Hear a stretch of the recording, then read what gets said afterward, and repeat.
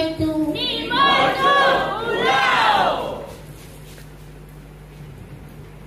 Namshukuru Mungu kwa sababu gani? Alikuponya na nini?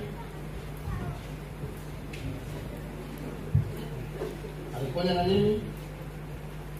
Ulifanyaje hapa? Uliumia Na nini? na bodaboda. Kwa hiyo umeshuhudia kufanya nini?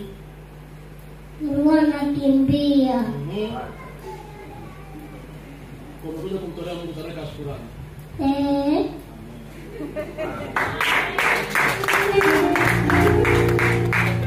Alimwambia mama yake, wanasema ajali ilikuwa mbaya sana.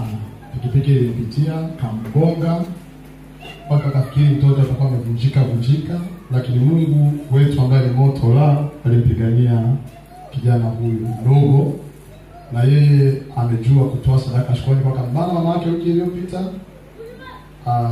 Wiki hii amepewa sadaka ya kuja kumshukuru Mungu.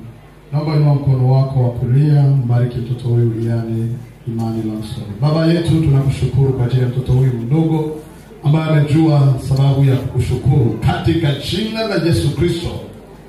Bwana wa viumbe vyote, ukalinde maisha yake. Adui asiguse maisha yake tena. Kwa damu ya Yesu Kristo wa Nazareti. Masomo yake, elimu yake, Bwana, moto wako ukamzingire. Pande zote ukamzingire kwa ukuta wa moto. Tunambariki Imani Lamson katika jina la Yesu Kristo.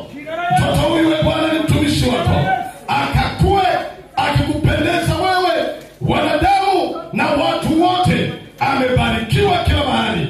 Ufahamu wake utakuwa mkubwa na utakuwa wa kawaida, kwa jina na kwa damu ya Yesu. Amen.